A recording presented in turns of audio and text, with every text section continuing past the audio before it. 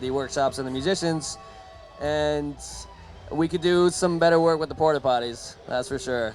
I think we could definitely have compost toilets if this property was not ranger coordinated, right? If this was owned property like they're doing at Building Man, we could go a long way to transforming these blue chemical bins into golden harvesters.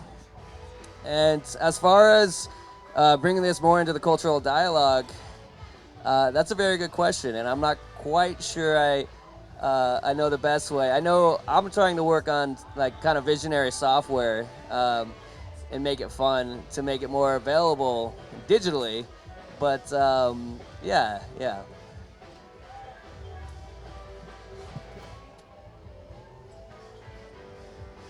Um, I mean, this is all great for education, learning about the world and understanding that we're all interconnected, and the best ways to go about this. But what's the system? What's the constitution that we would all be agreeing to involve us all? Is there anything in Ecotopia or Eco Cities that goes along with those principles? Is it clearly outlined in those books, or okay? Well, I was wondering, have you ever heard of the Respublica of Earth? Respublica of Earth. It's a constitution that was written last year, either May or March, but it seems to go along with a lot of what everybody here has been talking about, and I think what you're really trying to convey. And I've read it, I've gone through it. It's a much better version than this one. I mean, it's an upgrade consistently with what it is, but yeah, I'd encourage you guys to go check that out. They have a website, republicaofearth.com. How do you spell that? Like that.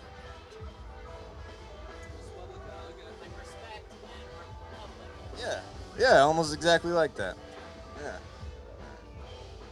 Yeah, so um, I've read both the Ecotopia books, but Ryan here has spoken on this subject much more than me, and I do remember that there is a it wasn't a constitution, it was a declaration of the Ecotopian values or something of that sort.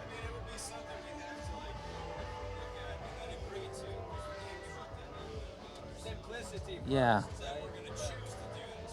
Yeah, it's a conscious democratic decision. It's kind of like this governance 2.0 where we all get to throw our votes in the hat. Like once we're part of the system, and you feel like you've got some pretty good ideas of how the system is run, well, you can set up, become an ambassador, and then you get to make some opinions about this. But yeah, the original Ecotopia was kind of built off of the green 10 key values. So the Green Party has like a 10 key value system that they follow as kind of like their guiding principles of what they do when they're going to think about creating a new law or whatever. And that kind of becomes their guiding point. And I love, they're beautiful. It's all the things that we love and respect. It's very a Gaian reverence kind of values, and I think that's kind of yeah, like one of the key important factors is like what's guiding us. What are these visionary guiding points? What's going to carry us through? And one of my personal favorites is based off of the 14th Amendment, which of course said that people are not property. We can no longer have people as slaves. But we didn't go far enough. We should have also tacked on the vice versa to that, which said property cannot be a person. So that corporations, right now, like the system that we're currently feeding into, that you're hitting at, what is this system that we're currently in? What am I a part of? Right now, we're part of this corrupt system. Most people don't even agree with the current political system, even though its goal is supposedly to create a less and less corruptible democratic system. Over multiple decades of its existence, it's gone through waves of purging and then re-corruption, if you will. And right now we're in this corporate corruption where they're claiming to be people and have free speech, aka their money being given to politicians. Somehow that's talking. They don't have any mouths to talk with, so I guess they have to use money to talk, right? Money talks, politics walks. So ending that paradigm is simple enough. We just all have to agree that these artificial property entities are not people, and they have no rights. The only rights they have are the ones that we're going to give them. And yeah, they people working together in cooperation. A corporation was once a group of people with someone with a lead idea and said, "Hey, do you guys all want to work together to build this bridge?" The area would give them a contract to build this bridge. Once that bridge was built, they didn't exist. If you wanted to build another bridge, go ahead and form another corporation and go ahead and sign up again. Why do they need to exist in perpetuity? Into existence. They then create like the problems where like Coca-Cola is basically corrupting the government to sell. Yeah. The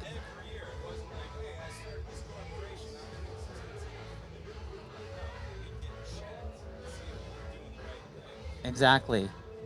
Checks and balances is what it was originally about, but that system unfortunately encouraged money. And then what we ended up, our first little hiccup was like the railroad barons, the railroad companies, them coming and forming these huge amounts of money in these giant systems and pushing these systems across the country and decimating the native food sources, buffalo, and the native populations there in turn, trying to grab more land, the whole manifest destiny. And the first fight back was actually after the Civil War, when these railroad companies started really just rising to power.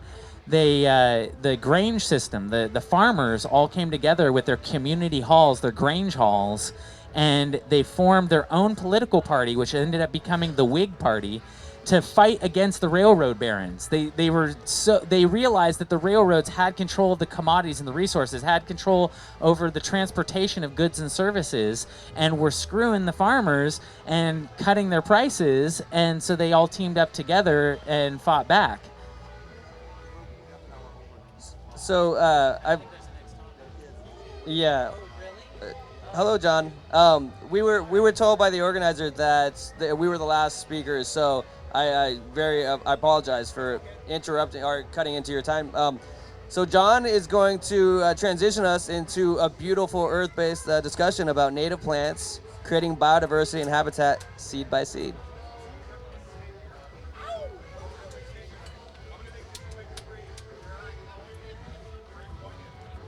Thank you, brother.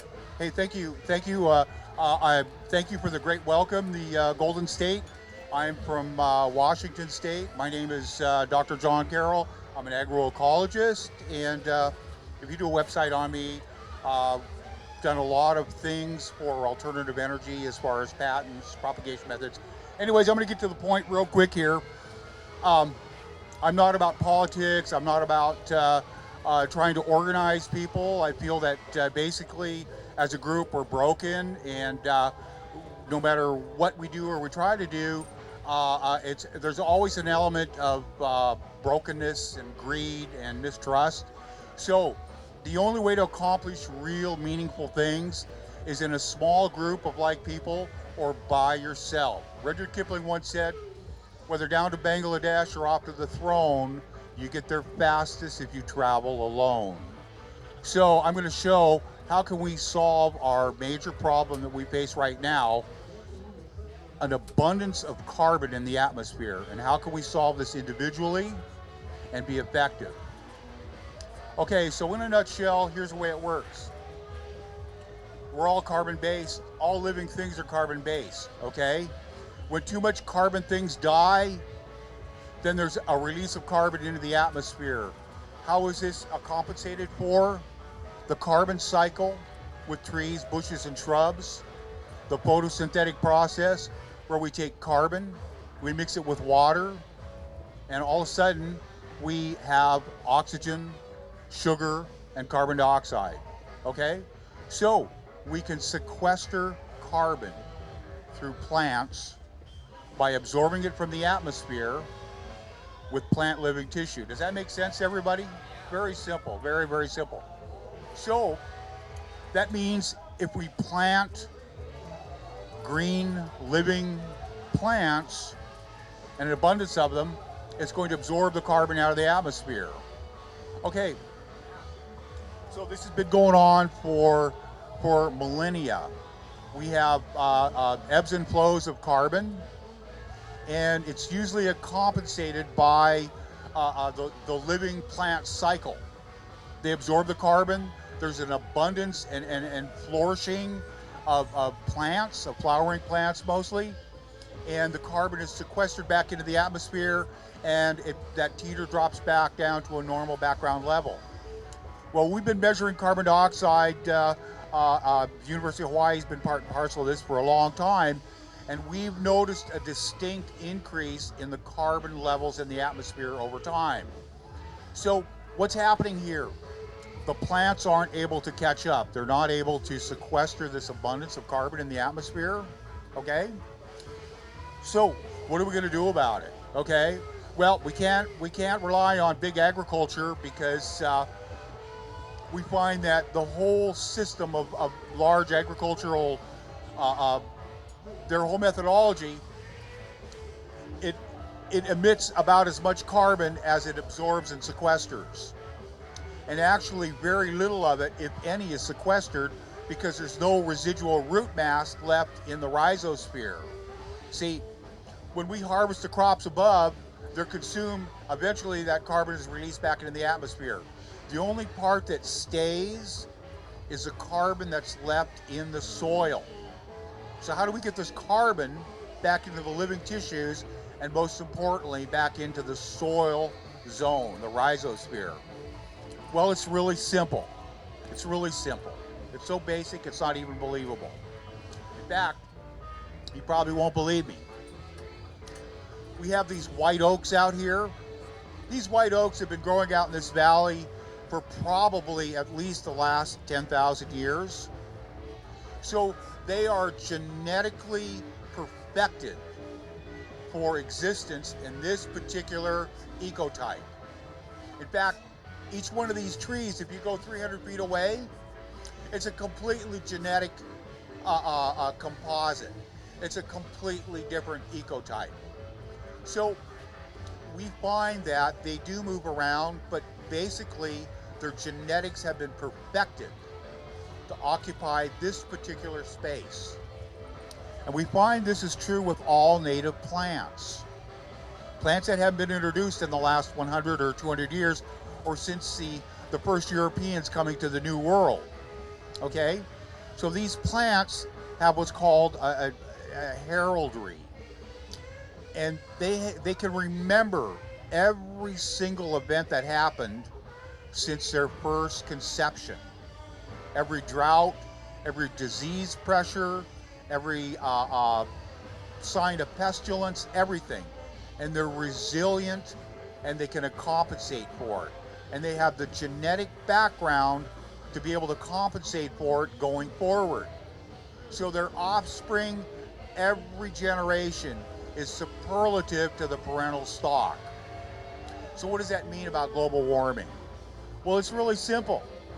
If we collect native seed and native plants and we propagate them within their zone of providence, meaning as long as we collect plants and within walking distance we replant that seed, they're going to do fine and they're going to proliferate. And so in essence, we're doing something that is sustainable and that is very low impact and that will sequester large amounts of carbon and put it back into the soil. And it's a very simple process. It seems a little too simple to comprehend. Let's do this. Let's just have a few questions and see if we can kind of open it up a little bit and put it on the table. Maybe someone can come up with some good questions and we can maybe clarify some of the issues. But once again, to reiterate, it's nothing more than collecting local seeds and within walking distance, planting those seeds taking a viable seed and planting at an opportune time